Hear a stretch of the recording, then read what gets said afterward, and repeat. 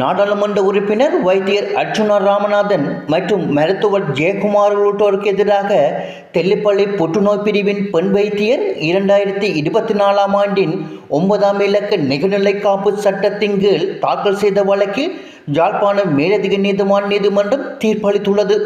தன்னை தொந்தரவு செய்யும் வகையிலும் தனக்கு அவதூறு ஏற்படுத்தும் வகையிலும் சமூக வலைத்தளங்கள் வாயிலாக போலி பரப்புரைகளை மேற்கொள்கின்றனர் என்று தெரிவித்து தெல்லிப்பள்ளி புற்றுநோய் பிரிவின் பெண் வைத்தியர் இந்த வழக்கை தொடர்ந்திருந்தார்.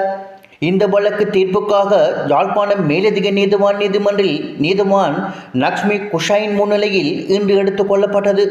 நாடாளுமன்ற உறுப்பினர் வைத்தியர் அர்ச்சுனா ராமநாதன் சார்பில் முன்னிலையான சட்டத்திரணி அவர் ஒரு நாடாளுமன்ற உறுப்பினர் என்பதால் அவருக்கு பேச்சு சுதந்திரம் உள்ளது என விளக்கம் அளித்திருந்தார்.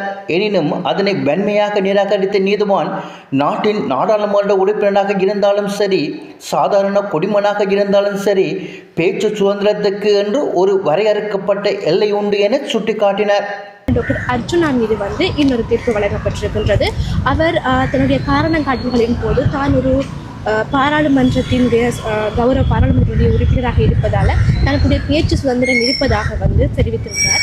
அதன் அடிப்படையில் இருப்பினும் மன்றானது பாராளுமன்றத்தினுடைய ஒரு குடிமகனாக இருந்தார், பாராளுமன்றத்தின் உறுப்பினராக, அதே நேரம் சோசலிச இலங்கை குடியரசினுடைய குடிமகனாக இருந்தாலும் தன்னுடைய பேச்சு சுதந்திரத்துக்கு ஒரு எல்லை இருக்குது என்பதும், ஒரு தனிப்பட்ட ஒரு பிரபலமான ஒரு வைத்தியனுடைய தனிப்பட்ட வாழ்க்கையும் சரி, அவர் ஊழல் செய்திருக்காங்க அப்படின்னு சொல்லி குறிப்பிட்ட வசனங்களும் சரி, எந்தவித ஒரு முறையான எவிடன்ஸ் மூலமாக ப்ரூவ் பண்ணப்படலை. அதே நேரம் அவருடைய தனிப்பட்ட வாழ்க்கையை பற்றி அவங்க பேச முடியாது என்றும் கௌரவ மன்றினால் உறுதியாக தீர்ப்பளிக்கப்பட்டிருக்கு. அதன் அடிப்படையில் கௌரவ மன்றானது இன்றைய தினம் டாக்டர் அர்ச்சுனாவுக்கு எதிராக வழங்கப்பட்ட தீர்ப்பில் என்ன குறிப்பிடப்பட்டிருக்கின்றார், இனிமேல் டாக்டர் கிருஷாந்தியுடைய மனுதாரர் மேலே எந்த அவதூறான பரப்புகளையுமே அவர் பரப்பக்கூடாது என்றும், அதே நேரம் இதுவரை ஒரு பரப்புன வீடியோஸ் அனைத்தையுமே இணைய தளங்கள்ல இருந்து ரிமூவ் பண்ணிவிட வேண்டும் என்றும் குறிப்பிடப்பட்டிருக்கின்றது.